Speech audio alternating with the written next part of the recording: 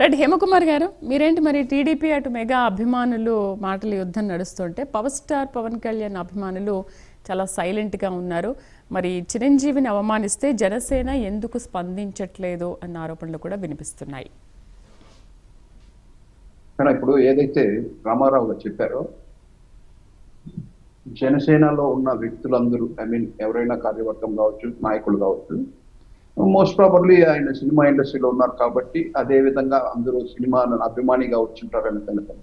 Majority of peoples ఎవరైతే జనసేనలో ఉన్నారో పవన్ కళ్యాణ్ గారి ఆశయాలు, ఆయన చేసే సహాయాలు, ఆయన చేస్తున్న నిజాయితీ పనులు, దాన్ని చూసి మెచ్చి వచ్చిన వాళ్ళు చాలా మ్యాక్సిమం నాకు తెలిసి నేను కూడా ఎందుకంటే ఎప్పుడు మేము పరస్పరం ఒక నాయకులందరూ కలిసి ఏదో మీటింగ్లు ఇటు మాట్లాడుతుంటాం.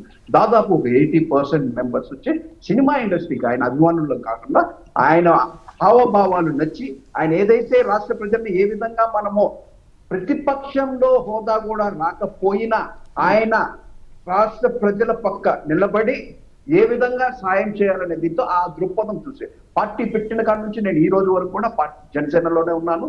అంత ముందు కూడా నేను ప్రజారాజ్యం పార్టీలో కూడా ఉన్నాను. అప్పటి నుంచి కష్టపడుతుంది. అంటే ఇది సినిమా దీంట్లో ఉన్నారు, సినిమా అభిమానులుగా కాకుండా వాళ్ళు ఏదైతే చేస్తున్నారో రాజకీయ అనుభవం లేకపోయినా వాళ్ళు చేస్తున్న సహాయ సహకారాలు, ఆ రోజు కూడా చిరంజీవి గారు రాజకీయాలకు రాకముందు బ్లడ్ బ్యాంక్ పెట్టి ప్రతి ఒక్కరికి బ్లడ్ డొనేషన్ మీద అవగాహన, అదే విధంగా ఐ బ్యాంక్ మీద అవగాహన, వాళ్ళు ప్రజాక్షేత్రంలో ప్రజలకు ఏ విధంగా పదవులు ఉన్నా లేకపోయినా, పదవులు శాశ్వతం కాకపోవచ్చు కానీ ఉన్నా లేకపోయినా ఆ విధంగా వాళ్ళు పనిచేస్తున్నారు కాబట్టి వాళ్ళకి అదొక రాజకీయ విధంగా వాళ్ళని ఒక ఇన్స్పిరేషన్ గా తీసుకొని రాజకీయాలు వచ్చు. అదే విధంగా మీరు అడిగింది మేము సైలెంట్ గా ఉన్నామంటే ఇది ఏంటంటే యాక్చువల్ గా వచ్చి కామినేని శ్రీనివాస్ గారు మాట్లాడటము అలాంటి వాంటెడ్ గా ఏదో టార్గెట్ చేసి మాట్లాడతామో అనే దాని ఉద్దేశం కాదు.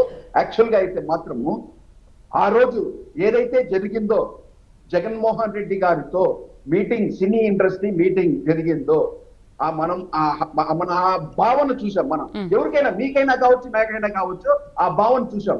మీరు లేదు పిక్చర్ లో, నేను లేదు పిక్చర్ లో, రామారావు గారు లేదు పిక్చర్ లో, అదే విధంగా తిరుపతిరావు గారు కూడా పిక్చర్ లో లేదు, కామినేని శ్రీనివాసరావు కూడా పిక్చర్ లో లేదు. మనమందరూ ఆ వీడియో చూసి ఏమనుకుంటాము, కనీసం ఒక పెద్దరికంతో మీరు తండ్రి తరహాలో ఉండి మీరు సినిమా ఇండస్ట్రీకి న్యాయం చేయాలి అనేసని ఒక ఎంత పెద్ద వయసుకైనా సరే, ఆయన ఏ దీంట్లో ఉన్నా సరే ఒక అంత చేతులు అర్జించి మీరు అడిగేటప్పుడు ఖచ్చితంగా మనం చేద్దాం. మన రియాక్షన్ ఎట్లా ఉండాలంటే ఎదుటి వ్యక్తిని మనం రిసీవ్ చేసుకునే దాన్ని బట్టి ఉంటుంది. మనం చూసిన బిట్ ఏం చూసాము, మనం ఏదైతే మీడియాలో వచ్చిన బిట్ ఏం చూసాము, తర్వాత ఈ ఎక్స్ప్లెనేషన్ అంతా ఈ రోజు వచ్చి మన పేరు నాని గారు ఈ రోజు వచ్చి ఇచ్చారు. మీరు ఆ రోజు ఇవ్వచ్చు కదా. నేను బాలకృష్ణ గారు నాకు ఫోన్ చేశారు, అఖండ సినిమా గురించి నన్ను టికెట్ల గురించి పెంచమని అడిగారు. ఇవన్నీ ఈ రోజు చెప్తున్నారు కానీ ఆ రోజు చెప్పలేదు.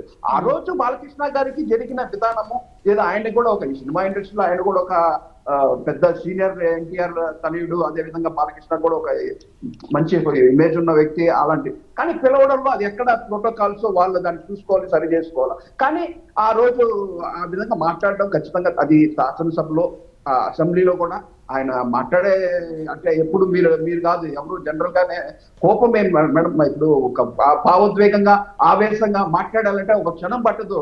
నువ్వెంత అనుకోవడానికి ఒక్క క్షణం పట్టదు. కానీ ఏంటంటే చిరంజీవి గారు ఎంత పెద్ద మనస్తత్వం ఉంటే ఆయన ఎవరి కోసం, ఇండస్ట్రీ బాగు కోసం మాట్లాడు, ఆయన సొంత విషయం కోసం మాట్లాడలేదు.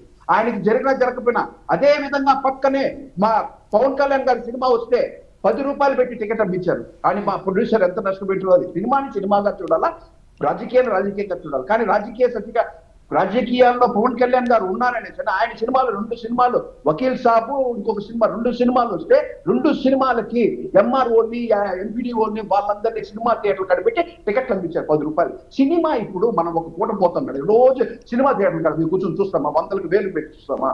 వాళ్ళకి ఏదో జరిగిన నష్టం గురించి వాళ్ళు అడిగారు, మీకు ఇష్టమైతే ఇవ్వచ్చు, లేదని చెప్పొచ్చు.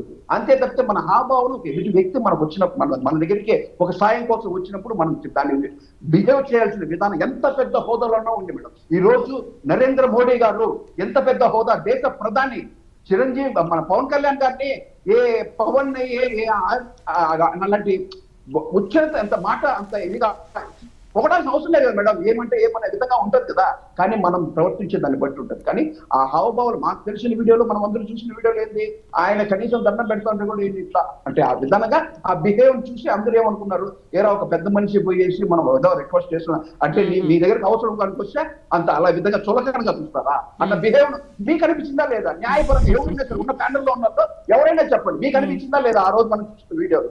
ఆ దీంతోనే ఉంటాం. కానీ ఈ రోజు మేము బయట రాలేదు అంటే మా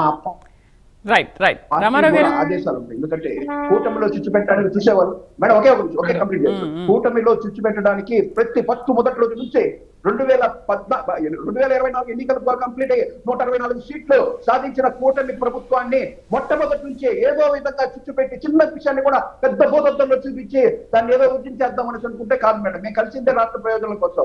ఎంతమంది ఎన్ని చేయాలనుకున్నా కూడా ఖచ్చితంగా అది మేము యాక్సెప్ట్ చేసే పరిస్థితి లేదు. అందులో బాలకృష్ణ గారి బిహేవింగే కొద్దిగా రఫ్ గా ఉంటుంది. అది కొంతమంది స్వీకరించే విధానాన్ని బట్టి ఉంటుంది.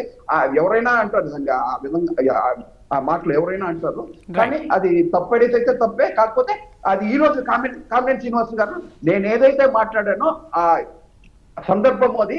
కానీ దీన్ని ఖచ్చితంగా దయచేసి రికార్డులను తొలగించారు. ఎవరైనా తప్పు ఒప్పుకున్నాడు మనిషి అవుతాడు. అహంకారపూరితంగా మాట్లాడేవాడు మనిషి కాదు. ఎదుటి వ్యక్తి మన కోసం ప్రయాణానికి వచ్చినప్పుడు ఖచ్చితంగా అది మన పగోడైనా సరే ఆస్వాదించాలి, తప్పదు. అది మనం యాక్సెప్ట్ చేయాలి. మన గడపకు వచ్చినప్పుడు మనం ఏమంటాం మేడం, రావద్దు పో అంటామా? అట్ట కాదు. ఎవరైనా సరే మన విరోధైనా సరే మన శత్రువు అయినా సరే మన గడప కోసం మన సాయాన్ని అర్థించి వచ్చాడంటే మనం చేతనైతే సాయం చేస్తాం, లేదు దాని తల్లి మాటలు చెప్తాం. ఇలాంటి బిహేవింగ్ కూడా ఖచ్చితమైన ఇది కాదు.